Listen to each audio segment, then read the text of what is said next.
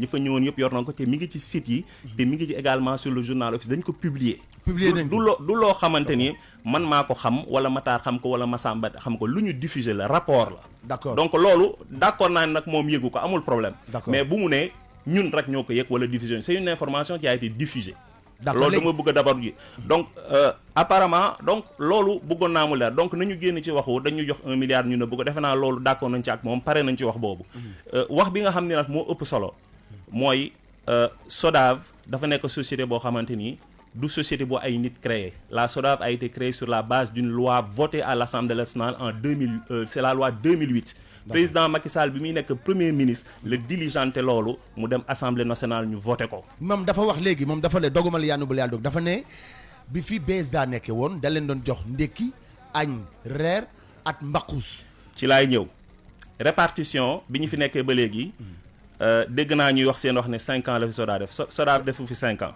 SODAV mi ngi fi def 2 ans et quelques 30 mois environ SODAV def na 6 répartitions ci 6 répartitions yi am na 4 répartitions yoo xamante ni 2 yi droit musique lyrique la yeneen 2 yi droit musique numérique la d'accord ça fait 4 répartitions c'est-à-dire nit ki aussi booy wax il faut aller vers l'information bul wax rek li nga xamante ni moom nga yaakaar moo am dafa am loo xamante ni dafa nekk dañ ko def et les chiffres sont là on parle de chiffres mais on parle aussi des choses yoo xam ne dañ ko def il y a eu concernant la musique 4 répartitions mais les totales des répartitions s'élèvent à 6 répartitions sur un montant de plus de 808 millions 808 waaw li may wax nii nag waxuma ko en l'air waxuma ko pour lépp dama ko wax parce que ce sont des chiffres et des faits et des choses réelles d'accord Mame Gor Diazaka donc defe naa ne boobu tontu na la leer na la donc boobu leer na ci cette question lu tax leerul mais si mais Mame Gor non dafa leerul lu tax xam nga moo leerul waaw lu tax xam nga dañuy waxtaan waaw ñun duñu ay xale waaw conseil d'administration bi ñuy wax ak ay assemblée générale yooyu waaw fii ay artistes ñoo fi nekk waaw Pape mu ngi nii non maa ngi ñëw ci Pape maa ngi ñëw ci ñooñu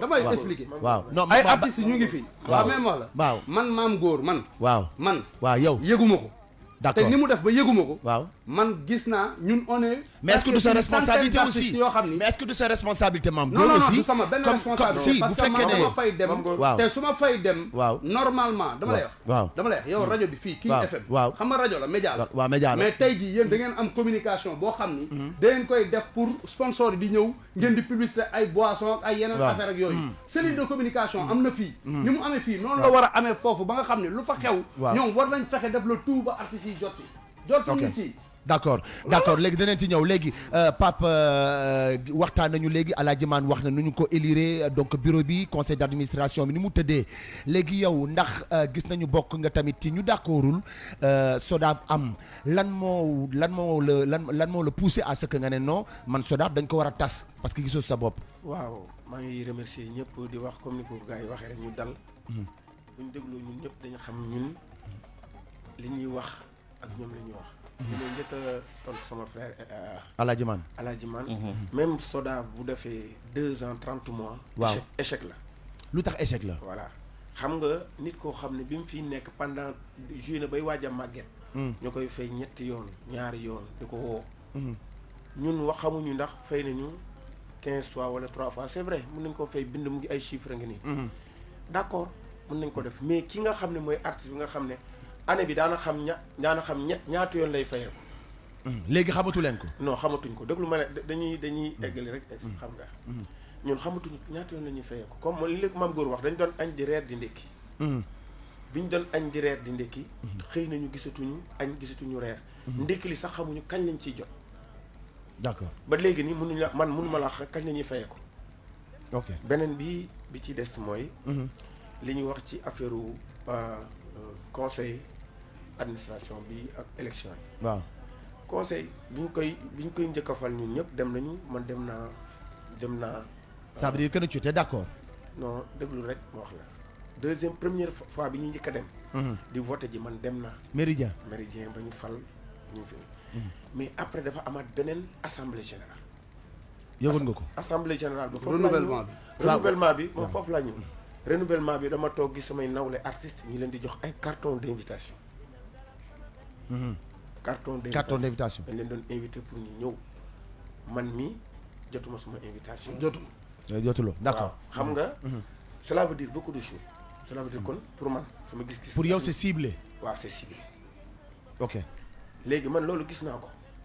daan fayee ko ñetti yoon gisatuma benn bi xaw ma ñu muy demee ñaareel bi beneen ñetteel bi ñun ay artistes la ñu nag musique bi rek la ñu am di ko dundee suñuy doom yi bu ñu fi jógee moom la ñuy dundee dañu pendant 70 ans booy dee balaa ngay dem war nga ko régler ñun ñëpp xam nañ ne la musique fii au Sénégal fi ñu ko yaakaaree benn kër rek la ñu am muy Sodav Alaaji ak mon frère Matar Iba Gueye xam naa leen si musique ñun ñëpp si ay frère lañu suñuy mbokk lañu Alaaji keroog bi ñu ma wooyee téléphone dama ko ne ko El Hadj mu ne ma waaw ma ne ko man maa ngi doog a xam ne déglu maa ngi doog a xam ne yow yéen bokk ngeen si cellule communication xaw ma sax pendant li ngeen fi nekk yëpp xaw ma kan moo nekk ci cellule bi ku bokk ci bokk ku ci bokk waaw ku ci bokk ku ci bokkul d'accord xam nga loolu pour man je trouve ça vraiment lu dafa doy waar parce que man pendant 20 ans wala 25 ans maa ngi nekk BSDA kon bu amee yi ko la fa nit di représenté di nga ko xam waaw d'accord léegi Alaaji Man laa bëgg ñu ñëw grand maa ngi ñëw ci yow Zeynoul wala Alaaji Man wala Matar wala ku ci habilité rek pour ñu tontu laaj boobu ñoom dañ doon faral di fayeeku ñetti yoon ci at mi léegi dem nañu ba fayeetutuñu ba ñetti yoon ci at mi benn yoon rek la ñuy fayeeku ci at mi lu tax at ñoom dem nañu ba xamuñu sax kañ la ñuy fayeeku ok waaw dama ci waxu parti rek bàyyi suma gars yi wax parce que Matar yàlla dafa def ni moom mooy trésorier général c'est-à-dire lépp lu jëm ci wàllu koppar Sodav kii lu mu ci wax man mënuma ko ci sax wax ok waaw moom loolu moom mooy góor xaalis d'accord waaw léegi bu jëm ci wàllu li nga xamante ni mooy Pape wax na ko jotante nañu mu ne ma xamul woon ni sax ci conseil d'administration laa bokk mais pourtant Pape mi ngi woon ci assemblée générale constitutive Kinkaat fa lañ ma fale c'était devant tout le monde xëy na daf ko fàtte ci diggante bi mais boobu ba léegi maa ngi ci donc loolu képp koo xam ne yaa ngi ci assemblée générale constitutive ci base bi ña fa nekkoon ñi nga fa nekk ba léegi am na sax ñu ngi leen di ñaanal ñoo xamante ni génn nañ àdduna muy Makodou Mbeng dëkk Rufisque ñu ngi koy ñaan yàlla xare ko aljana am na ci ñoo xam ne sax génn nañu àdduna donc Sangone Viera Menn génn na àdduna donc ñooñu ñëpp ci conseil d'administration lañ bokk yàlla na yàlla yërëm leen doon liggéey ak ñun yàlla def ñu dëddu donc conseil d'administration bi ñu demee également ci li nga xam ne mooy assemblée générale bi nga xam ne moom lañ def King Fahd Palace bi ñu koy def renouvellement moo fa am te ci biir renouvellement bi dafa am ay postes vacants yoo xamante ni on avait proposé des noms am na ci ñoo xam ne proposé nañ loon sax jotul ñëw artiste bu mel ni Yoro Ndiaye ci la bokk mais il avait eu un empêchement ñëwul donc conseil d'administration boobu moo fi nekk ba léegi ñu yaatal ko am na yeneen membre sax yu bees yu ci dugg mais man mii nekk ci conseil d'administration nga xam ne maa ngi représenté collège auteur musique bokk ko ak Iba Gueye Massar ak ki nga xam ne mooy Maxi Cris sax mi ngi États-Unis léegi donc ñun ci conseil boobu ñu toog di wax am na ci loo xamante ni fekkeewuñu ko duñu ko fekkee te duñu bokk ci ñi koy def mooy ñuy communiquer de manière ciblée naan kii la ñuy jox kii lañ dul jox kii la ñuy wax kii lañ dul wax man Alaaji Man maay jël entière responsabilité ne loolu amut mësta am te fekkeewu ma ko carton d'invitation bi ñu wax léegi waaw dégguma aussi fu ñu naan diw la ñuy jox ak diw lañ dul jox diw la ñuy waxal ak diw lañ jox man personnellement mais kon fekkeewu ma carton boobu léegi non xaar maa ngi ñëw maam góor rek voilà bëggoon poser benn question rek waaw muy lenn rek laa koy poser bismillah mooy conseil d'administration bi ñu ko dee falaat nan lañ ko falaatee ñun yëguñu ko man kenn yëgu ko waaw léegi bi ñu ko dee falaat loolu rek laa koy laaj d'accord merci jërëjëf maam góor xam nga waxtaan bi nii la neexee nag bu ñuy waxtaan boo ma laajee ma tontu Pape laaj ma wala ma laaj seen rek dañuy commencer waxtaan bu xam ne constructif alors conseil d'administration bi nga xam ne moom la ñuy renouveler d'abord il faut que ngeen xam société boo xamante ni loi moo ko créé mu am règlement général ci biir règlement général yi assemblée générale yi nañ koy organiser ak nañuy diffuser information bi par voie de presse et cetera règlement bi daf ko wax ci noir et blanc xam nga nit ko aussi booy pratiquer métier il faut que nga dem vers métier bi ngay pratiquer naka lay doxee ak et cetera c'est vrai que Sodav war na ñëw andi information mais kii def métier bi war na dem vers l'information parce que il est beaucoup plus parce que ñaari responsabilité partagée la ma Sodav d'accord naa ne am na responsabilité pour informer mais ayant droit yi ak associés yi am nañu aussi responsabilité de venir vers l'information donc loolu lu ñu mën a waxtaane la xam ni c'est un axe boo xam ni lu ñu war a régler la dans la communication bi ñu avancer c'est réglé mais il faut pas se renvoyer la balle ne dañ ko ciblé wala non demeewul noonu loolu moom dama koy seede. alors Zeynoul sànq ba léegi yaa ngi dégg débat bi yow déjà président déjà defe naa ne des musiciens tey lan nga gis tey bokk nga tamit ci ñi wax d'accorduma te gisuma sama bopp ci SODAV. waaw loolu maa ngi nuyuwaat suñu frères yi toog fii. parce que ñun di fàttali combat bi mi ngi xaw a yàgg ñun. bi ñu ko commencé depuis Abi Faye ak ñoom Cheikh Tidiane Tall mi ngi bëgg a yàgg. di leen xamal ne ñoom suñuy ay frères lañu. des fois ñu xoolante nii sax bët. peut-être ñu jàppee ñu ay ennemis. mais ñi ngay gis ñu toog fii mosuñu fréquenté wu. mosuñu ñu def lu bon ñu nit mosuñu leen def lu bon. dafa am lu ñu bokk rek. li nga xam ne ñun d'accord ci ni ñu koy doxalee. ñuy fésal loolu. donc si li sama frère yi wax SODAV bi dañ ko faussé depuis le départ. ci naka. ni ñu ko faussé depuis le départ mooy ne. su dee dafa am li nga xam ne ñëpp a ko bokk. am des acteurs principaux yu fi nekk. Sénégal soo leen ci écarté rek. doxalin ba du mun a dem. mais na grand foofu nag danaa la dagg. parce que comme alalu mbooloo la. def naa ne bis boo bu ñu waxalee bu ñu ko doxalee comme ni nga ko bëgg a waxee ce sera ciblé. waaw mais xaaral ma ñëw. ce sera ciblé bu boobaa ku ci nekk danaan sa bopp kilifa nga. damay wax quelques points. damay ma ñëw loo gis. waaw métier boo gis si àddina muy animation même animation bi ngay def. waaw ak ñun musique bi ñuy def. xam nga bi ñuy démarrer da nga teg Youssou Ndour. waaw absolument mais Youssou Ndour ñëpp xam na lu muy représenté ci musique sénégalaise. absolument ak africaine. absolument donc tey jii. ci biir musique bi dafa am ñoo xam ni. d'accord am na lu ñu fi def loo xam ni amul lu ñu war a def ci musique bi te du ko yëgal. ok léegi man damay revenir un peu si déroulement yenn action yu fi ne amoon. c'était un moment de janvier un mois de janvier. ñun AIM ñoo defoon point de presse. di def rétrospective suñu activités yi ñu def doxaloon ci at bi. ñu waxaale ni SODAV kat war nañu war a def répartition. pourquoi parce que. répartition mooy séddale xaalis. waaw séddale xaalis parce que at boobu. on a reçu beaucoup de cas yi nga xam ne ay artistes yu mag ñëw nañu benn du ngeen laaj SODAV tamit kañ lañu war a fay parce que dafa tombé woon ñoom bi ñuy def passation bi. jóge BSDA ñëw SODAV. c'était un mois d'octobre. septembre octobre. waaw septembre. waaw donc alors que octobre dafa doon am toujours une grande répartition. donc ñu ngi doog a def passation bi on comprend dara amul. amul répartition ba novembre ba fin d'année. ba janvier. toujours ñuy jot requête boobu di ko jot. ben gentiment avec la presse on a dit que bon voilà SODAV war a répartir nag immédiatement parce que ñun association. am na urgence quoi waaw. am na urgence. mais ils ont mal pris ça def quand même point de presse expliquer yeneen affaire mais ba léegi ñu xaar y avait pas eu la communication.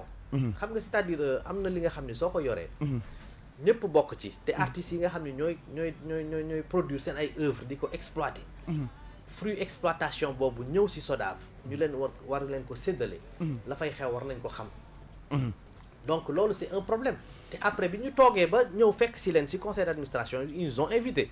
ñu toog wax ne ñun y a pas de problème du tout nous devons travailler ensemble parce que li ngeen bëgg ñun moom la ñu bëgg. D'accord. donc y a pas de raison pour que ñu am problème. D'accord. mais su dee da ngeen di toog ici aussi nous avons des organisations les gens nous posent des questions n'ont pas de réponse. donc il faudrait qu'on sorte. noonu lay demee.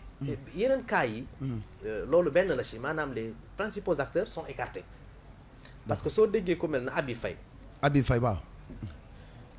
mu nekkoon un acteur majeur. le meilleur musicien au monde nekk Sénégal. ñu écarté ko ci processus boobu xamul nu muy doxee xamul nu muy def ñun téye nañu ci buntu SODAV indi fa ay vigile ñun dugguñu. bon après loolu dinañ ci ñëw bloqué nañ ñu foofu. après loolu dinañ ci ñëw. voilà ça c'est un. ak ñu mel noonu ku mel ne Coumba Gawlo dem nañu ba toog ak moom. et les membres de l'AIM yëgul transition BSDA SODAV man Baba Maal ci boppam. am naa discussion ak moom mu ne yëgul woon sax transition bi. donc ça c'est-à-dire ñun li ñuy wax. c'est la vérité amuñu lu ñuy inventé ci loolu. ça c'est une société bi nga xam ne dafa war a répartir.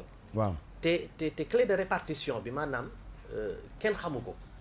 ñun xamuñu ko. xam nañ mais dañ lay jox ay fiches yi nga xam ni. liñ lay fay xamuñu sur quelle base la jógee. loolu c'est un problème. de deux calendrier de répartition dafay am. yow tey sooy fayu salaire da ngay xam ne avant le 5 avant le 10 da ngay fayu. clé de répartition bi nga xam ni xamuloo ko. moom nee na SODAV def na fa 32 mois. mooy 30 non 30 mois 30 mois ñu répartir peut-être 4 fois. 4 fois yi 6 fois waaw mais musique ñun. ñun ay musiciens musique la ñuy wax. ok waaw lu ñu xam. su dee répartir nañu 4 fois ci musique bi. mooy fréquence de 8 mois par 8 mois la ñuy répartir. waaw comprendre nga. fréquence boobu ñun xamuñu ko suñ ko xamoon mu leer suñu bopp. xëy na duñ ci wax. troisième cas bi mooy. frais de gestion bi. dafa bëri. 43%, c'est-à-dire société bi lu mu collecté sa xaalis. balaa mu koy répartir da siy jël 43%. xam nga yow tey jii banque yi ngay dem su dee da nga nekk. un citoyen di dem si banque. di ubbi compte. di ubbi compte tey soo xamee ne banque bi rek dina la jëlal 20 000 francs par mois di la ko dagg si Asio. doo fa dem. déedéet. man damay am compte société. di liggéey si sama compte société sama banque 8 000 francs rek la may daggal par mois. c'est-à-dire man tey jii su ma amee 1 million yu jaar SODAV. 430 000 yi si ñoom la jëm. léegi yow su ma la déggee sous-entendu bi mooy balaa ñu doon tëral 43% yooyu ngay wax. waaw da ngeen waroon toog ak yéen ngeen définir pourcentage bi ngeen waroon jël. non c'est-à-dire. yéen loolu ngeen c'est ça frais de répartition bi. waaw si texte yi. waaw assemblée générale moo ko war a valider. dañ ko war a xam valider ko. calendrier de répartition bi dañ ko war a xam ça doit être connu c'est-à-dire Pape. warul toog di xaar. d'accord xamul kañ la war a fayoo kañ lay fay. léegi Matar mi nga xamante ne moo yor wàllu koppar bi alors Matar. léegi pareegu ma. acca xam nga loolu yëpp soo ko gisee. yow nga war a fayu xamoo kañ ngay fayu. xamoo sur quelle base ngay fayoo. ba pare frais de gestion yi dafa bëri. ok loolu yëpp c'est trop.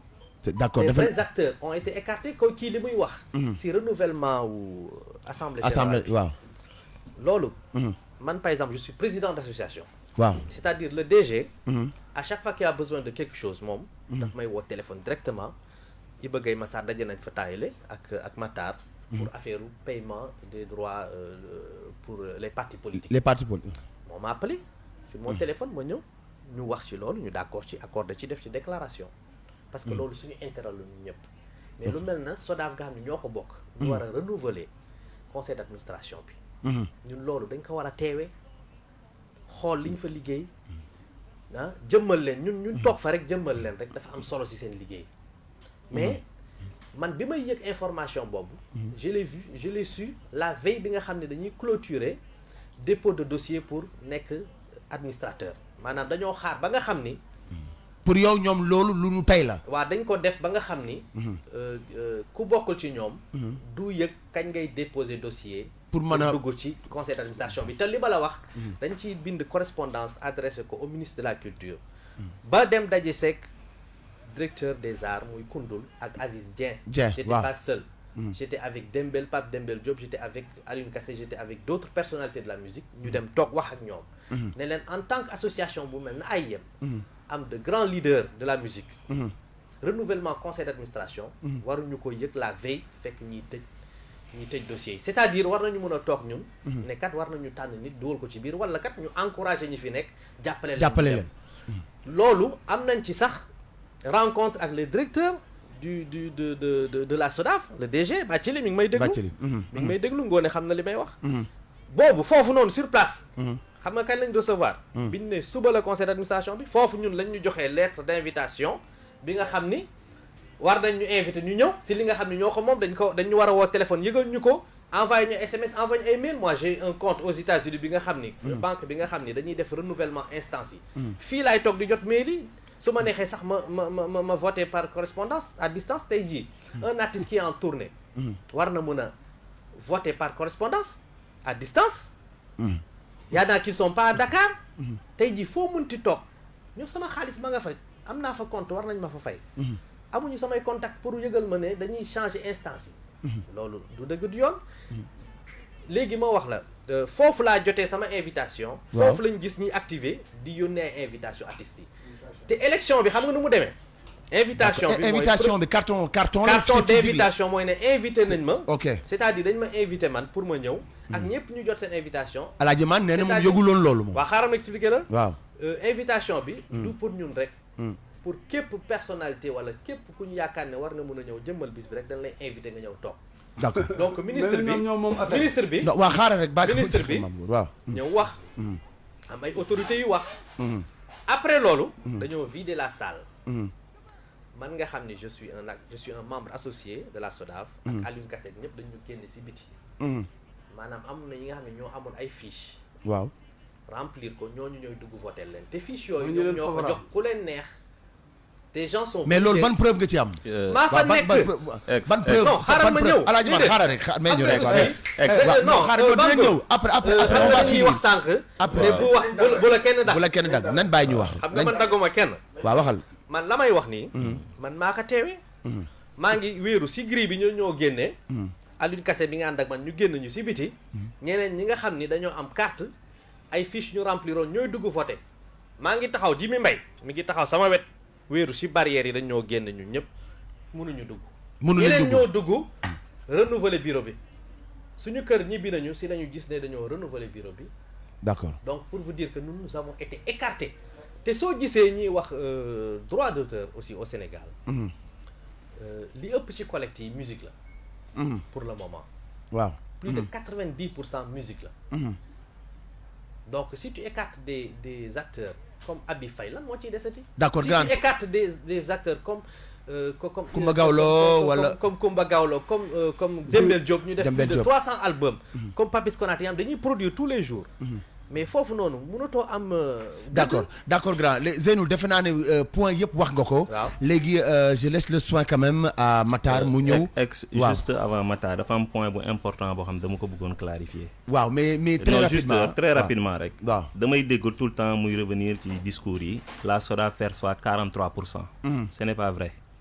La SODAV perçoit 35% ci loo xamante ni ci gestion collective lay dem 8,9% yi. mi ngi jóge ci li ñuy wax exécution publique communication publique dont yoo xam ni dafay jóge ci répertoire folklore ak mooy répertoire dafa xam dafa tombé dans le domaine ça fait public. 43%. loolu désolé non ça fait 35% ci artiste bi nga xamante ni moom dañuy percevoir œuvre am mais 8,9% yi bokkul ci affaire yëfu artiste man dafa tombé lu nekk dafa nekk ci Mam Ngor, répertoire Mam Ngor, public ngir yàlla, donc il faut non, faire non, la non, différence non, entre non, 35% de l'artiste d'accord, et d'accord. 8,9% du mais répertoire Mam Ngor, public Mam et du Ngor, folklore ça n'a rien à voir. Mam Ngor non Mam Ngor waa non déglu benn moo rek laay wax waaw xam nga yow yaa ngi liggéey fii King FM waaw Sénégal benn moo nga wax waaw dama lay wax waaw ak Futur Média waaw Sénégalais buy liggéey waaw am salaire waaw sa salaire xam nga bu passé 30 000 francs waaw da ngay fay impôt waaw ay 8% yi ñuy wax nii Waaw. mais tey jii Waaw. man bokk man for naa si wewu bëy ni ñoom dañu amel impôt xaalis mais loolu maa ngi ci doon ñëw loolu maa ngi ci doon ñëw du ñu fay suñu xaalis maa ngi ñëw Ah, ci non, loolu mais- wax impôt boobu maa ngi ñëw ci yow mais Matar quand même foog ñu bàyyi ko mu wax waaw, parce que Matar, defe naa ne sëñ Matar. waaw sëñ Matar foog ñu bàyyi ko mu wax alors Matar man mii di wax moom moo yor suñu xaalis te waaw xam nga. voilà mais moom laa wax léegi moom lañu bëgg de bàyyi moom lañu bëgg jox parole bi mu est-ce que wax c'est normal ma ñëw toog léegi fii Matar ma xam alaaji xam grand bi te xaw ma Matar Mame waaw, Ngor waaw, non, ministère Mame Ngor, ministère des Mame finances moo yor xaalisu Sénégal te Sénégal yëpp xamul Xam kenn naa par ko. kenn Non, voilà dama ni- affaire bi non, demeewul non, noonu non, non, du ministère de Sénégal. l'économie Non, et des non, non, finances du moo yor loolu. xaalisu Non, non, Sénégal yëpp Dama te ni- par Sénégalais ñoo ko xam. non de déglu ma la loolu du tontu bismillah. xam nga la mooy affaire bi mooy ñun bu fekkee ni dañu am benn bureau Sénégal ak mais ñu ngi avancé benn Mame Ngor bureau, Mame c'est Ngor deux choses Mame Ngor différentes. Mame Ngor Mame bureau Ngor lu restreint la mais Mame Ngor ñu ngi avancé léegi ñu Bokkul bàyyi ak nag Sénégal. léegi comptable bi ci boppam mu wax comme dañu wax da ngeen doon ndékki di añ di reer et que gis nañu tamit côté Doxul. répartition bi waaw voilà léegi bàyyi noonu léegi moom mu wax léegi sur quelle base ñoom la ñu sukkandiku pour fay benn ñaareel bi délai bi moom mooy ñu xam chaque périodicité bi voilà calendrier bi ñetteel bi moom mooy répartition bi donc Matar ñu bàyyi la ngan ci leeral ci point yooyu. waaw avant de commencer dama leen di rectifier man nekkuma comptable bi géré wu ma société bi nekkuma fa di yor seen xaalis. collecté bi nga. Alors je représente les collège u comédiens acteurs metteurs en scène ci wàllum théâtre ak cinéma. ok comme ni ko Alaaji Man waxee. ok bi ñuy fal conseil d'administration ñoom ñi ñu représenté musique. yow noonu nga représenté représenté des comédiens lépp ñuy wàllu cinéma théâtre et consort. te ok noonu lañ jëlee aussi. domaine bu nekk ñu leen fa représenté. donc man Mame Ngor Pape xamante ñu Zeynoun télévision ak seen way laay déglu di ko bégee te looluy dëgg. du dëgg. waaw alors damay commencer par ñaan président de la république bi tax Mame Ngor ji ñu ñun ñëpp sàcc. milliard gi jotuñu ko te Mame Ngor nee na président da koy woo nañu ci dimbali. nee na da ngeen ko nëbb. waaw waaw dañ koy nëbb ñun jotaguñu. mais gars yi jotaguñu non Mame Ngor mais Mame Ngor kon leer na. Mame Ngor non leer na. damay day leer non waaw. wax na président la bu ñu diggee 1 milliard mais dikk la affaire bi jotaguñ ci. dafa war a jàll gars yi yëg ko waaw mais parce yëgul que jàllugul. administrativement bëgguñu gars yi dem waa léegi collecté Mame Ngor moo léegi Mame encaissé Ngor ko Mame Ngor te gars yi duñu yëg Mame Ngor loolu am nañ ci léegi- droit mais léegi Mame ku la Ngor dénk kay liñ mat la waa léegi léegi Mame Ngor nag- léegi problème bi réglé léegi nañu nag ko dañuy sant xaalis sax- bi jotaguñ ko dañuy sant sax ba ñu Mame Ngor ji ngeen sàcc googu tax ñu mën cee non man waxtaan. ji ñu ma leen sàcc de waaw dama léegi ni moo leen di da ngeen ko nëbb da ngeen da Kenn ngeen yëgu nëbb. ko. waaw kenn yëgu ko te président waaw, li bu mu fekkee naan- ni dafa def lu baax waaw ndongolo moo way ni ku la defal lu baax soo ko waxul buy muy lim nit say say noonu noonu war la la ci boole d'accord léegi Voilà. ba léegi li àggalil waaw grand Mame Ngor man bi ngay wax dama la déglu baal ma rek nga déglu ma. waaw dañ dégloonte rek waaw. wax. non c'est que da nga ni dama leen jiiñ sàcc xam Non, nga rajo lañ nekk waaw d'accord c'est un lapsus non grave. rajo lañ nekk waaw d'accord damay du sàcc. bañ Mame Ngor waaw. keroog dama Ne- ñëw seen communiqué. dama maa ni ngi toog. waaw dama ni du dëgg. dama ni nga naan ay escroc lañu ay. non escroquerie ay xam sàcc nga lañ, ay escroquerie xam nga mooy lan ñoo- xam nga lu ma tuddee truand escroquerie lañ. non mën naa ci pour man delluwaat koo wax escroc truand sàcc non la. xam nga lan mooy Du escroquerie dëgg. waaw. escroquerie weesuwul ci wolof. weesuwul man nga may fay di ma dagg impôt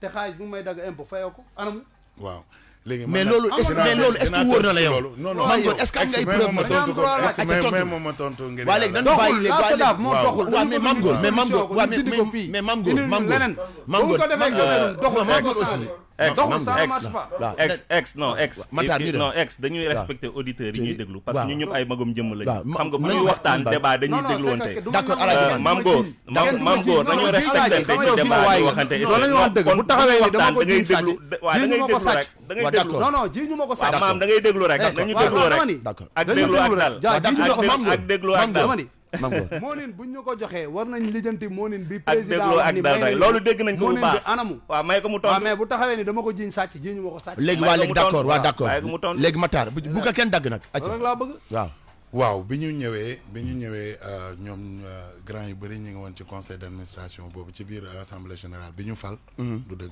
ñoom ñu ngi koy wax. ñoo ñoo fa ko nekkoon. fekkee. ah Zeynoun yaa ngi fa woon wala ne woon. ci mais bu fa assemblée nekkoon générale wootewul. consécutive. assemblée générale bi ngeen naan bu njëkk bi ñuy fal. bu njëkk ba non non non. waaw. ne ma fa woon Pape waxoo woon léegi yaa ngi fa. non bu njëkk ba King waaw, Fat loolu teew na King Fat waaw, yaa ngi King fa wala déet. King Fat yaa ngi fa wala déet. waaw. waaw ñi fa d'accord nekkoon biñ tey danoon tontu nee na mais moom wax na ne mi ngi fa woon mais àggali rek wax na pose pas de mi ngi fa question woon. s'il te plaît waaw dama ne bi ñu ñëwee. Waaw. nekk ci membre du conseil bi dañ nekk comité directeur bi ñu ñëwee jox ñu société bi li ñu njëkk def xam nga mooy lan saytu société bi. alors bi ñu saytoo société bi dañu ñëw fekk fa société boo xam ni dafa pratiquement daanu. daanul woon de parce que may ñu leen ngi ma- ñu doon fay mais waaw, Mame mais Ngor ma Mame wax- Ngor daanu boobu moo ñu mais gënoon Mame Ngor bii parce que Mame Ngor boobu ñu ngi ñu doon fay non Mame Ngor non bu ñu waxee lu jàllul dama naan lii jàllul non mais quand même c'est pas comme ça mais c'est pas comme ça non mais Mame Ngor BSDA daanuwul woon waaw parce que d'accord 3 fois la ñu doon fay waaw d'accord léegi Ñoom dinañ ci ñoo ñëw ñu fay benn waaw bàyyi ko yoon mu wax benn léegi yoon bàyyi daanu. waaw d'accord Ñoom ñoo daanu. waaw d'accord léegi àggali waaw je rappelle que société bi 2 ans et demi la def. yaa may dégg. waaw ñu ne répartir nañu 4 fois ñi ñuy déglu mën nañu calculer. kon bu nee benn yoon la ñu fay. wax ju daanu la. parce que 2 ans et demi. nga répartir 4 fois. du dëgg doon du benn yoon la ñu fay. ok ok bon pour wax jooju jeex quoi. jeex waaw bi ñu ñëwee li tax si ma ni benn yoon li la tax ma ni parce que su société bi. dee fréquence su. su grand dee 30 grand mois dagguma la non, bàyyi non, ma après nga wax. damay mais rectifier. grand Zeynou bàyyi ma su après dee ma par wax. exemple Zeynou, 30 mois Zeynou, non Zeynou, ak Zeynou, calcul la rek s'il te plaît rek su dee Bàyyi ma 30 wax. mois su dee 30 mois nga def nga fay 4 fois mooy ne 8 mois yu nekk benn yoon ngay fay te ñaari 8 mois amul non ci loolu benn sa at. calcul la. si si non non non loolu sa calcul la bu ñu ko imposé. C'est bon. loolu sa xel la mais bu ñu ko c'est-à-dire li ñuy imposé. répartir du musique kese. waaw, y a y a waaw, mais y a ñun y a suñu d'autres bopp la ñuy ñu xam. bàyyi ma mais non jàll de mais xoolal. Sodav musique rek moomu ko. voilà ñi fi waaw, toog mais dañ ne ñoom musique benn yoon la ñuy bi fay. 3 fois lañ may daan leen ma fay. may leen ma. waaw d'accord alaaji waaw, musique dañ bi ne- 3 fois lañ daan fay dañ ne- pourtant ñu fay ko dañ ne- benn yoon waa léegi waa dañ ne Sodav baaxul. waaw. Baaxul. BSDA auteur rek la doon fay. waaw Sodav di fay auteurs yi. du dëgg. fas yéene fay. les interprètes. du et les producteurs. ok ku mel ni man mi wax ak yow. je suis interprète. loi bi tax ñi nga xam ne ñoom war a fay bi tax Sodav ñëw. loi boobu. dafa tenir compte ñun comédiens yi ñun. Di leen acteurs yi fay. les instrumentistes qui sont derrière et qui sont pas auteurs. du dëgg ak producteurs yi. pour te dire que même Ngoné Ndour bi nekk PCA en tant que producteur. machine bi ko war a fay fayagu ko. ok du dëgg fayakooguñu. ok lu ko Benn. waral mooy compte Li bi ko- amuloon xaalis non bi ñu ñëwee yor fekk compte bi xam nga lañ fa fekk. ñaata presque 40 millions. Presque avec des chèques yoo xam ne déjà émis. Ok. salaire bi. salaire masse salariale bi. fayaguñ ko woon. ok benn ak ay bor. bàyyi leen ma rek may ma rek ma. ñun gardien BSDA mais moo Mame ñëw Ngor nag mais Mame Ngor non Mame Ngor gardien Sodav moo ñëw ko xaalis may ma ma yeggali. bàyyi may ma ma yeggali. ak ay bor. ay bor yoo xam ni société bi. société bi. fayul woon impôt. fayul woon ay fayaloon na impôt ok fayul woon ay impôt d'accord donc ay bor yu bëri yu ñu fa fekk ci biir bor yooyu mais mam loolu dara wóoru la ci lijjanti ko ba xam non mais dara wóoru la ci daf leen bàyyi lépp ñoom ñoo amee impôt non mam góor aussi c'est tout à fait le contraire non mam góor arrangé wuñu waaw d'accord le 21 juin dañuy marche waaw d'accord inchallah dinañ ñëw ci marche waaw d'accord dinañ dinañ ñëw ci marche boobu waaw d'accord léegi voilà léegi Matar waaw beneen bi mooy ay ayant droit waaw artistes yi ay musiciens ay théâtre kat ay artistes yu bëri dañ daan ñëw foofu ñu leen di lebal xaalis bi ñu saytoo affaire bi artistes yi li ñu ameel société bi ça faisait plus de 230 millions 230 millions ah te ay nit ak nit Mame Goor bi xam na li may wax ci la bokk man mi keneen ak keneen man amee lu ma kenn dërëm déglu ma wala man amee yóbbu na ay chiffres la amee lu ma leen téeméer c'est pas vrai non c'est pas vrai c'est pas vrai mais déglu leen c'est pas vrai mais si c'est vrai c'est pas vrai mi ngi yor chiffre damay wax amul des fois c'est pas vrai mais ci damay amee wax lu ma kenn nii nii waa prouver ko waa prouver damay wax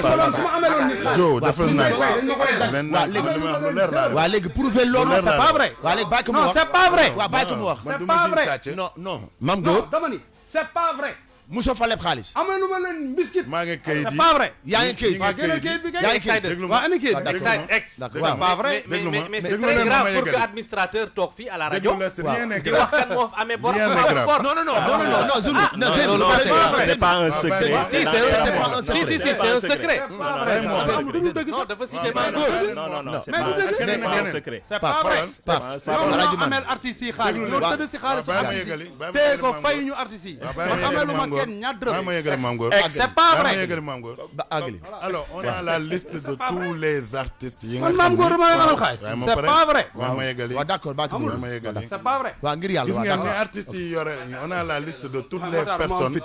mais Matar toutes les personnes yi nga xam ne man Matar mi xaw ma ko sax man waaw mais waaw, dëgg la. Mame Goor aussi mais non mais Mame non Goor c'est aussi pas vrai waaw mais Mame Goor waaw d'accord mais Pape ji ñu la non Pape yow ji ñu la non mais waaw mais man dama leen amee xaalis Mame Goor mais pour yàlla lan moo tax man duñ ma dagg moom moo comme dama leen amee xaalis buñ ma dee fay kay dañ ñëw Mame Goor amee nga falaa ñu jëm waaw fa la jëm c'est pas nag vrai. waaw fa la jëm amee lu ma leen dërëm waaw fa la jëm falaa jëm bàyyi ko acca boo mu bàyyi rek ma yeggali waxal. boo mu bàyyi rek ma yeggali Waxal. alors on a des artistes yu amel plus de 238 millions yoo xam ni kenn ku nekk li nga amel société bi ñi nga chiffre exact lettre yi nga man ñaata laa ne amee lettre yi nga bind déglu ma rek kan moo bind lettre man déglu ma kenn ma lettre lettre yi Mame nga Goor may bind ko rek lettre yi nga bind chèque biñ la jox est-ce que yaa may dégg ak sa signature ok déglu ma beneen yeneen bor yi mooy les télévisions boobu ba léegi benn rek lañ ci doon wax mooy RTS musuñ ci wax c'est parce que tey dañ ñu jiñ loo xam ne defuñu ko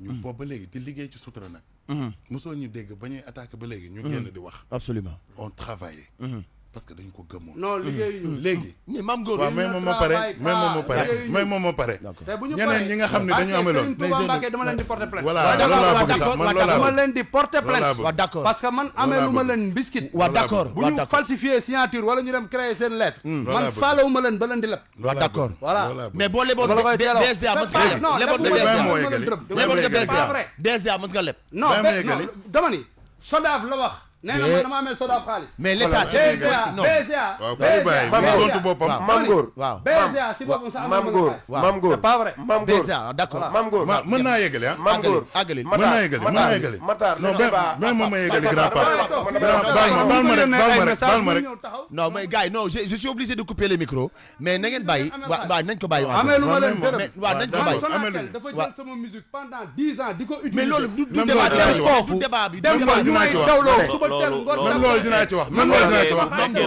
Mame Goor déglu kenn Même loolu duñu ko dinaa ci déglu wax. ñu tam bu fekkee Même loolu nanguwul dinaa ci wax. déglu kenn duñu ko bàyyi mu wax duñu ko déglu loolu non aussi il faut se dama- respecter bu fekkee moom nanguwul déglu kenn duñu ko déglu Alaaji par respect warul taxaw fii non non non yow bu fekkee nanguwoo ñu déglu ci duñu la déglu on va pas on va pas waaw moom c'est pas xamuñu li ngay wax Mame Goor dégguñu la xamuñu li ngay wax dégguñu li ngay wax waaw d'accord waaw d'accord boo ñu bàyyi lu ñu wax lu ñu la bàyyi nga wax waaw d'accord gémmiñ nga yor ñu yor gémmiñ il faut se respecter voilà da ngay bàyyi nit ñi ñu wax boo waxul boo bàyyi nit ñi ñu wax duñu la bàyyi nga wax da ngay wax ñu wax wax rek la non wax non rek waaw la d'accord léegi gars yi s'il vous plaît il faut que ñu bàyyi non il faut Mame Goor coupé naa micro yi waaw mais dama coupé naa micro yi non mais coupé naa micro yi li ngay wax génnul mais dañuy bàyyi Matar mu wax parce que ku nekk wax na voilà ngir yàlla ku ci nekk bi ngay wax dañ la déglu nanu bàyyi nanu bàyyi Matar mu wax. Matar s'il te plaît voilà. Matar vous avez la parole. alors waaw gis nga bi ñu ñëwee fekk ñu fa artistes yi rek yoral. radiodiffuseur yëpp yore. lu mel ni Walfadjri musul fay. Walf musul fay. lu mel ni. TFM mu ngi fay. lu mel ni TFM mi ngi fay. mu ngi fay. TFM bu fayul woon ma taxaw fi wax. dama lay laaj ñu ngi fay wala fay. TFM mi ngi fay RFM mu ngi fay. RFM yoruma chiffre ñu ngi bi fay fii dama la bi ma la fekkee waxal. déglu ma rek ma wax la. non mais déglu rek ma wax la. Maam Góor ñu ngi avancé nag. déglu bul rek yàq ma wax la waaw. alors ñi même agent yi fa nekkoon di liggéey. BSDA. ah. agent yi ils sont au nombre de 40. fayul ñëpp a ngi noonu. ñu ngi léegi 40 personnes du dëgg. mënuñu ko lim donc xool ko pour yow rek non mënuñu ko lim parce que dañuy perdre du temps léegi xoolal pour yow rek non li may wax mën naa ko lim si kaw amuñu ni endettement de non Mame Gor amuñu temps bi Mame Gor amuñu temps bi non ngir yàlla amuñu temps bi c'est pour toi voilà lire ko ñu bàyyi Matar mu àggali Matar àggali ma yeggal li may def bu baax ñëpp a ngi biir. alors agent yi fa nekk agent yi fa nekk ñu amel société bi tenez-vous bien lu mat ay 80 millions ok ñu bi ñu ñëwee xam nga lu ñu def dañ ne képp ko amel àtte bor fay ok agent yi ñu leen di dagg à la source seeni salaire ayant droit yi ku ñëw amel nit ki amel société bi xaalis sa répartition bu jotee ñu teqal la ci comme ni ñu teqalee ci borom salaire yi ok yaa may dégg moo tax loolu bokk na ci raison bi nga xam ne des fois nga dégg artiste mu ne la dama doon fayeeku temps tey ñu wàññi ko mais duñ la wax lii ciy dëkk ok beneen bi mais Pape maa ngi ñëw après naa ñëw ci yow may ma ñëw waaw beneen bi société bi fayul notoriété nit fayul tur du tour lay fay non liggéey lay fay liggéey d'accord du dëgg tey bu ñu jëlee lu mel ni grand pape Cheikh Anta Diop da ko doon feesal dell kenn du am foo jaar au temps de Just For You loolu lay dëgg grand dama doon dem ak sama soxna di ko bëggee mais tey fii feesalatu ko mais amatul sax baal ma ca laa jëm amatul lu tax amatul waaw Just For You tëj na waaw avec des arrières léegi dafa am benn question avec des arrières damay ma yeggali waaw loolu laa bëgg dama la koy laaj foofu laa laaj Pape takkal sa casque ngeen déglu li ma koy waaj a laaj ma yeggali déglu ma yeggali grand dimbali ma ma yeggali waaw dama ne rajo yi ak télé yi bu fekkee ni SODAV ñu ngi def seen liggéey normalement ma jox la lii dañu war a fay wala exemple Mame Gor ma jox la exemple déglu tontu bi ma jox la exemple nit lan moo tax ñu koy fay artiste lan waaw acca il faut que répertoire am dynamique maanaam musique bi muy joué wala théâtre ba muy def ñu koy teg benn lu mel ni numérique bi ci ay dalal ton booy woo ay nit ngay déglu musique am something like that ñu koy teg di ko utiliser lu bëri alors beneen point bi yokk ci loolu mooy nga def sa œuvre nga déclarer ko waaw beneen bi mooy ñi koy teg di fay société bi pour mu fay la il faut que ñi koy teg di fay société bi léegi kër bi ñuy joué am bor kër bi ñuy joué am bor par exemple Just For You amel ngeen yéen bor xam nga dama wax télévision non dama wax télévision fii boîte yi tëjul bëri nañu waaw d'accord bàyyi non léegi lu arrangé lay wax dama koy jël moom Mame Gor waaw Mame Gor dama koy jël moom Mame Gor moom au bled bi nekk Rufisque mosul fay droit d'auteur amul sax contrat Oblet Rufisque la nekk fu mu mënti nekk Oblet xamul lu xew si àddina bi amul contrat xam nga ni kii li muy wax xamul waaw léegi dama ne Oblet amul contrat non déglu ma dama koy tontu bu gaaw xam nga dafa Oblet noppi fu mu nekk non noppil waaw koy xam nga kii ku toll ni kii sax liñ ko tënk suñu xaalis sax wóorul kii toog fii ni moom moo yor xaalisu droit d'auteur non même rek bul ma dagg de mu ne moo yor xaalisu droit d'auteur ñu ne Mame Gor am na boîte de nuit bu tudd Oblet waaw mu ne Tëngéej la nekk xamul sax adresse boîte yi fu mu nekk man dama lay waaw mais ma yeggali da ngay laaj da nga wax loo xam ne xamuloo ko te rajo lañ nekk waaw léegi dama lay wax mu leer grand dama bëgg mu gaaw mu leer may leen ko Oblet am na wala amul non li ma jekku Oblet am na wala amul est-ce que am nga contrat wala Oblet am na waaw non Oblet am na am nga contrat wala amoo Oblet am na am est-ce que am na contrat léegi licence est-ce que am na contrat non Oblet am na non d'accord nga Oblet am na mais Mame Gor waaw est-ce que am na contrat est-ce que am na contrat waaw ñu ngi lay déglu voilà Oblet am na ok Oblet man bi may ñëw di ko jënd non waxuñu jënd dañuy laaj dem am na contrat dañuy laaj dañuy poser question xam nga boo ñu poser question dañuy poser question c'est pas vrai non c'est pas vrai mais tontul c'est pas vrai du tontu am nga contrat amul contrat du tontu amul benn agent du tontu soldat bu mës a ñëw teg tànkam au bled ni ma Mame Gor Faye musul am yonent yàlla kon au bled musul fay laa nekk kon musul fay kon musul fay noonu dafa nekkoon waaw mais d'accord comme que amul agent bu fa mës a ñëw musul fay auditeurs yi dégg nañ musul fay licence nekk ñu avancé ex musul fay ñu avancé ñu pareeguma de ñu avancé pareeguma de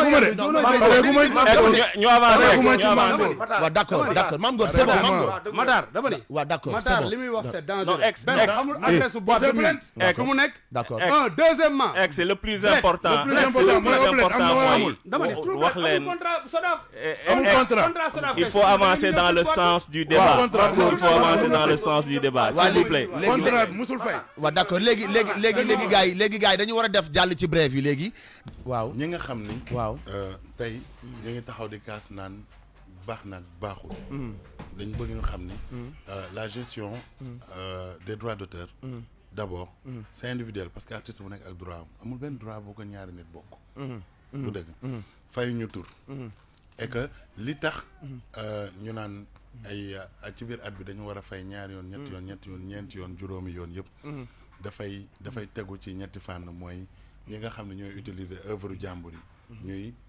fay droit yi ok nga gis koo xam ni mi ngi joué ci ay nu mu tuddati boîte wala ñu koy fay ñu ngay teg télé wala leneen mais ñoom seen bopp duñu jàppale sax seen bopp parce que seen deuxième salaire la du dëgg pour remplir les fiches duñ ko def du dëgg ñe pour les soirées télévision yi ils peuvent envoyer de l'argent à la société sans pour autant documentation bi ci war a topp dëggantaan am ok maanaam mën nañ dajale lu mat benn somme ne la fi 2 mois yi yëpp diw lañu pour xaalisu 2 mois yi yëpp la mais duñ la wax exactement kan lañ teg xaalis bi kan ci kan la gal léegi nag société bi pour mu doxee comme yow société yu mag yi waaw Mame Gor xam ne mi ngi leer rek waaw comme société yu mag yi dañu soxla woon ay matériel logistique ay matériel roulant pour agent yi mën a génn jëli xaalis artistes yooyu ñëw def ko ok bi ñu tëjee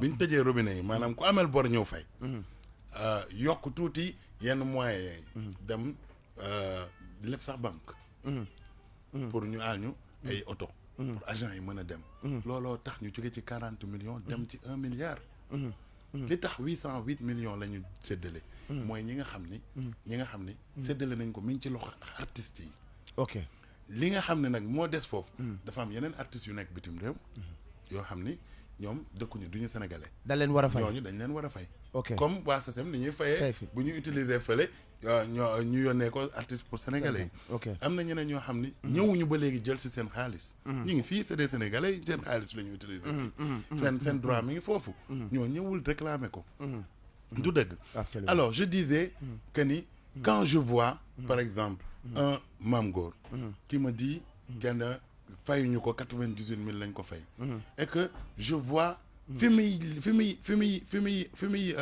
jouer remplirul fiche technique indi fiche jaune benn rempliru ko benn ñaar mooy dalal ton ñun ñuy wax nii ñëpp ñu ngi ci dëgg la ku woo téléphone mës nga dégg musique kenn ku nekk fa nga toog je parle à tous les auditeurs du Sénégal kan moo mës a woo nit woy Mame Gor génn donc nekkul ci benn plateforme boo xam ni sur le plan numérique parce que liy dëgg mooy Orange sax boo fekkee ni dafa fay dafa joxe xaalis ne bi droit numérique yi la mooy ñi ñu utiliser par exemple je donne un exemple ci dalal ton et consort yow muy artiste bi mën nga xam ñaata la yoon la teg mën nga xam ñaata yoon la yóbbu mën nga xam ñaata lañ joxe c'est-à-dire lu vérifiable la lu vérifiable du lu ñuy taxaw di wax naan du dëgg ak du leneen ci yow laa jëm si du dëgg ak du leneen du dëgg Mame Gor il faut qu'on gagne du temps parce que père Mbagay Massa dafa war a wax Mame Gor xaw ma kañ la xewoon mais daa xewul nag yeneen booy xew waaw mais non danaa xewul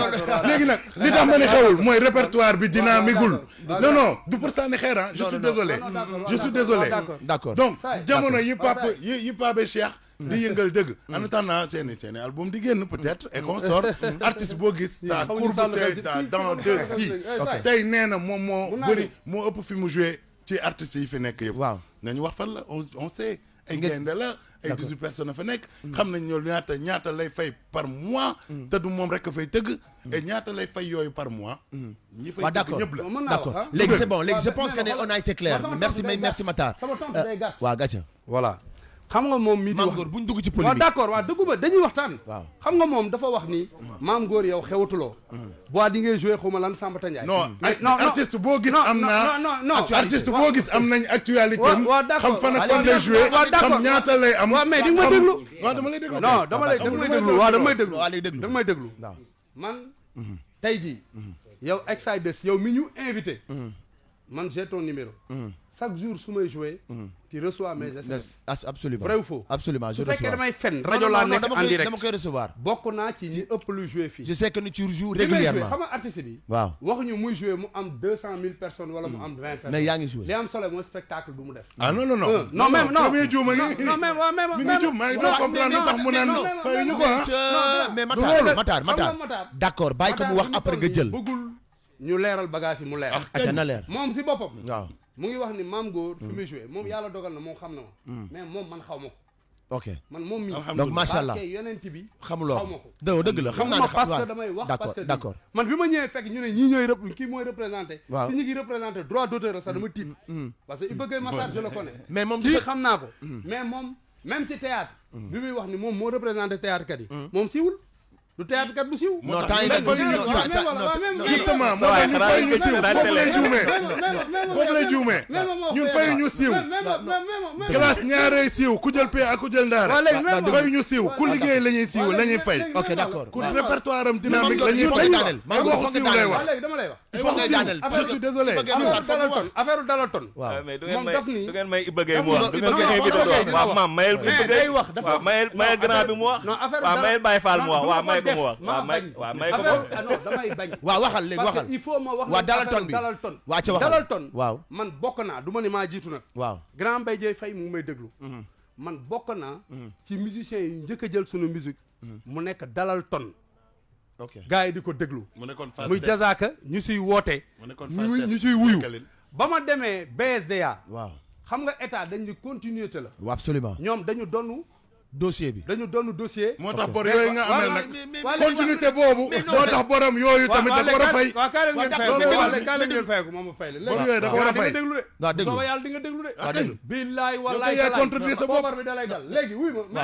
waaw déglu xam nga nan la demee tey jii man bi ma demee ba xam ni gars yi utiliser nañ sama musique waaw dama dem fi ma war a dem dama dem seeti waa BSDA fekk ñu ma ñëw fekk Bathily ak Mounirou Sy Mounir rek may déglu bi ma ñëwee mën leen gars yi dañu utiliser sama musique ñu ne ma est-ce que wóor na bi ñu demee ñoom ñu dem fexe moi je ne suis pas d'accord je ne suis pas d'accord qu'on parle de personnes qui sont pas là non d'accord mais ñi ngay wax ne wuñu donc mu ngi mel waaw d'accord waaw mais bàyyi leen ko wax dama lay waaw ñu dem ñu lijjanti ba xam ni gars yi utiliser nañ sama musique ok Bathily mu may déglu ñu identifier saa yu ko ma yëpp ñëwee moom lañ ma booleel waa léegi man kër gi nga xam ni ci laa wéeru mooy droit d'auteur waaw su ma jaaxlee wala sama bët xonq si ñoom laay dem waa léegi su fekkee ni nit daf ma attaqué gaañ ma même bu fekkee ni sa kër yow nit ñi ñu ko fa mais boo amee xaj wala ginaar ku dugg ci kër gi dóor ginaar ga yow da nga koy song waa léegi ñoom bu fekkee ñee dañoo ñëw dóor ma ñoom du ñoom ñooy suñu kër d'accord mais loolu donc laay dossier kas boobu di ngeen ko li tax mënuñu ko woon xool c'est parce que dafa dem justice te kaay mu wax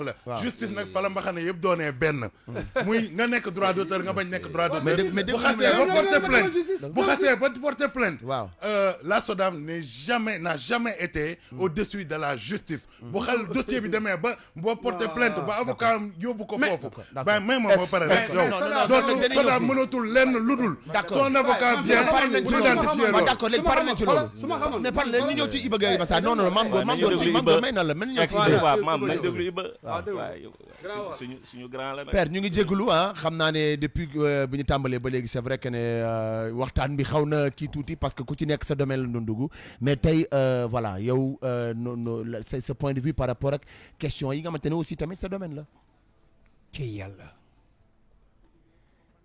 on est là depuis ñi ngi fii depuis plus d'1 heure et quelques de temps doguma kenn kenn joxuma parole. Donc j'aimerais bien. Je m'en excuse, c'est ma non responsabilité. waxuma la yow. ci affaire parole bi parce que ñii ñi ngi may waxal ñoo far. bu ma nee ñoo far. danoo nekkandoo ci biir liggéey. buñ defee lu dul noonu. amul maqaama bu leen yàlla mën a may. man Gaye Massar ba duma leen joxoñ fii ci Sénégal amul kenn ku ko yàlla may su dul xanaa ma sàngala sutura ba pare daal ni tekk danoo door ñu ni waxu SODAV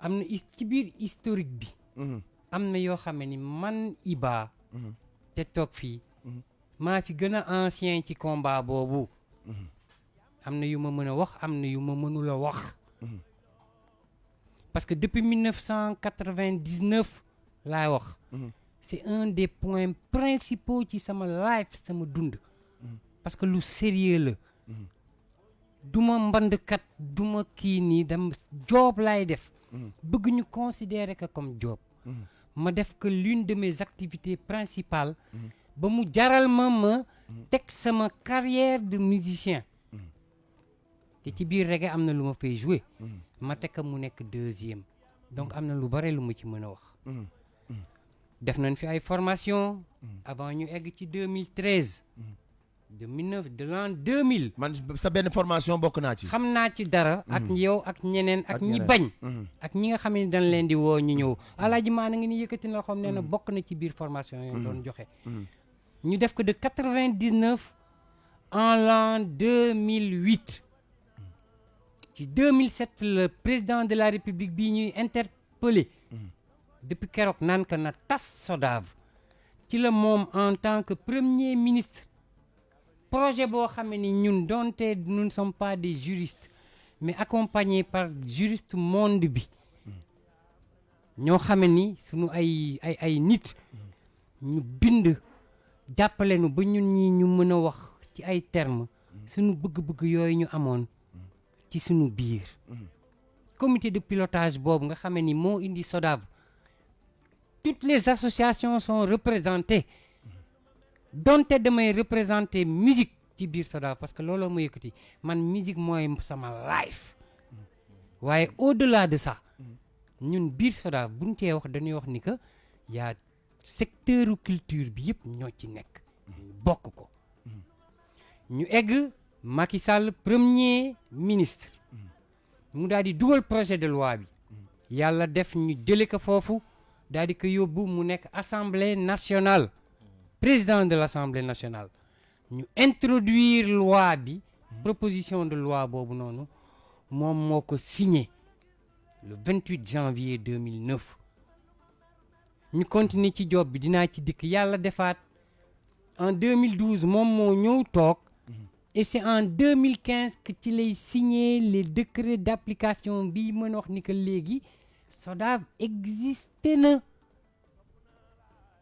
ci papier yi administratif d'accord ñu dawaat 1 an parce que c'est important en octobre 2016 entre temps am na ay association yu juddu am na ñeneen ñu xëcc parce que luy sotti am borom mu am ay ñu sogonuy jox mu niiru jóge fi ñu indi fi kenn kooku bi mu fi ñëwee ñu am problème ak moom yéen ñëpp tout le monde entier est au courant ñii di kaas tey jii nii ñoo taxaw ni du fi jóge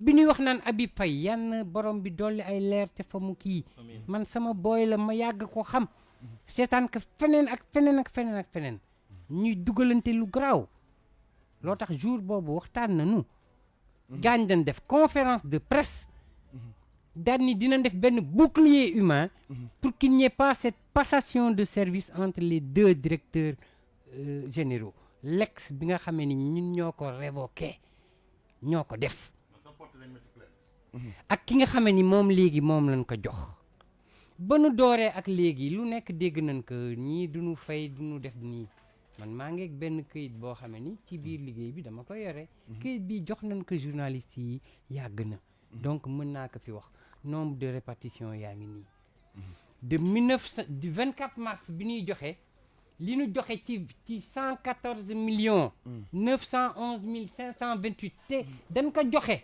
dañ ko joxe moo tax du secret yëpp dañ ci bind arriéré BSDA juillet ñëw ñu daal di dóoraat beneen de centaines de millions ñu bind ci arriéré BSDA ba léegi BSDA amel en 2018 ñu dugg may ma àggale xam nga doguma kenn gis nga un peu waaw xam nga man doguma kenn 1h30 waxul kay waaw léegi bu ma waxee ba pare bu gaañ jëlaatee parole ma ñëwaat tekk déglu non kay jeex na parce que émission bi 8 minutes moo ñu dese foog ñu def tour de table donc ba ci période boobu noonu ñuy fay arriéré yi impôt yi nga xame ni ñiy wax naan duñ ko fay impôt wu société bi arriéré am yëpp nii réglé nañ ko am ci vision boo xame ni bu fekkee fay ngeen ko alhamdulilah léegi nag man mii xam nga affaire bi mais gis nga xam nga ñu ngi may dog xam nga ñu ngi may dog waaw d'accord waaw xam nga ñu ngi may dogaat nii encore waaye mais maam góor bàyyi ko mu àggali bàyyi ko mu àggali waaw ñun ñii li ñu sosol li nga xam ne moo ñu tax a jóg c'est le mieux-être waxuma la un meilleur parce que meilleur par rapport ak lenn la c'est le mieux-être des artistes man de tout temps dama wax non à la starisation bu fekkente ni star la rek lan moo koy wone ñu gis la télé wala yu demee noonu biir SODAV en musique am na ñoo xam ni dañuy jot 10 fois plus que ñiy kaas te kenn xamu leen ñooñu waaye ñi ngi ci répertoire bu dynamique ba pare di indi seeni fiche ñooñu di fay droit d'auteur ok jafe-jafe boobu nag ñu am ñun ñëpp ñi ngi koy résoudre ça avance ñi ngi koy résoudre mais je pense que ne déjà procédure bi te gis nga dinaa la wax lenn am na luñ fi wax Maxtaar wax ñu tëb man maa fekke mardi dernier bi nu toogee ci conférence de presse bi ñoom fu nu ne ñun nous sommes des escrocs nous sommes des arnaqueurs nous sommes des voleurs Maam Ngor daal ni ñii ay sàcc la nu man ragaluma maa ko wax d'accord waaw amul problème maam góor amul problème après léegi ci biir loolu xam nañ ni que man Gaye Massar man Gaye Massar waaw xam nañ ni que Gaye Massar grand man dama la traité de sàcc mais xam nga loolu soo ko waxee non buñ ko waxee dama ni may leen ma àggale daal di conclure doxul kenn du la génne may leen ma àggale maam góor bàyyi mu wax maam góor xoolal émission bi jeex na 5 minutes moo ñu dese Exodus dañu war a def tour de table lamiñ du lekk moroomu lamiñam mais grand mi ngi nii toog sama wet man maa ni mardi dernier à la FIFA bi gaa ñi ne que nous sommes des escrocs que nous sommes des arnaqueurs et des voleurs Mame Ngor tu as dit ñii ay sàcc lañu maa ko wax man ragaluma alhamdulilah ku ñeme rek laa ñeme man ku ragal ñemewuma la parce que daf lay bett dóor la gannaaw mais grand ci biir loolu may ma ñu daal ni ma man mi déedéet non dañ ni ñun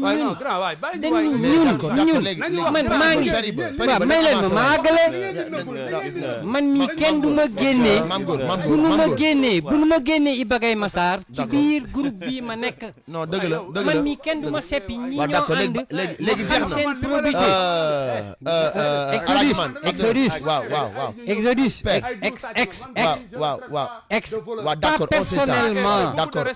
personnellement dama ni ñun waaw d'accord c'est bon d'accord léegi ñu daal di tourner daal ni que Ngoné Ndour waaw elle a 3 millions de salaire kan moo ko wax mais gaañi conférence de presse ba maa nga waaw d'accord mais c'est pas l'objectif du débat c'est pas l'objectif du débat mais looloo indi ñi ñi sàcc nañu loolu mooy indi wax ni que ñun ñi dañuy luubal dañ ko bañ ba ñu dañu toog ci télé bi gis nga c'est notre sœur xoolal amul problème conférence de presse bi la conférence de presse a été enregistrée par des journalistes waaw mais ñu génn ci débat boobu donc man man waxuma ko man. du man maa ko yoree fii nii ça n'engage que lui. fii nii fii affaire bi affaire bi du fit du doole affaire bi waxtaan la. voilà waxtaan la Mam Góor waxtaan la waxuma ko. xam nga lan laa wax. léegi nag affaire bi du fit du doole. waaw may leen waaw gaañi man maay wax ak yow man boo ñu bàyyil ñu wax duñu la bàyyi wax xam nga affaire bi du fit du doole.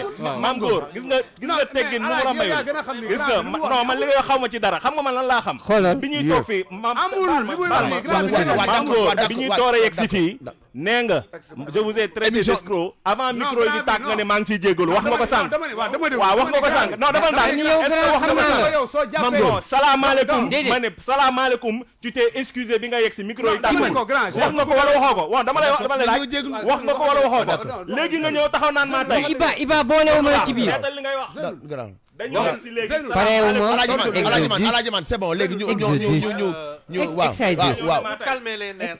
non moi je suis pas nerveux j'ai pas fini on fait un tel dina benn dina dellu soit dina dellu soit ci yow non non doo dellu si billaay wallaay dina def tour de table lay def ex mais il me reste 5 li minutes nga xam ni. ex Périba ex waa acca ñii bi ñuy wax ñoom ñëpp waaw mais ñu tënk rek parce que 2 minutes moo ñu dese bi ñuy wax kenn waxu leen nañ tënk dëgg la kenn waxu leen dara maa ngi ciy jégalu dama noppi ba mu nekk à 48 17h48 laa commencé wax il est kon ñu bàyyi ko mu 17h57 wax bàyyi leen ko mu wax te dog ngeen ma fi 50 000 fois et demi ñu ngi ciy jéggalu ñu ngi ciy jégalu maa ngi ciy jégalu voilà maa ngi ciy jégalu man maa ngi ci biir benn kuréel boobu boo nee kuréel bi dafa sàcc ci laa bokk parce que man sama probité mayuma ma toog ak ay sàcc ñuy liggéeyandoo bu gaañ ñi defoon lu nu luubal Alaaji Man fayda bi ma ko xamal ak kii ak ñeneen ñoo xam ne ni tudduma leen ay ñoom Delgado Vieux Mac Faye ma nga fa ñoom Dieu may Pape fay Faye ma nga fa ah Abi Pape Faye Faye. nekk Abi Faye ndem si yàlla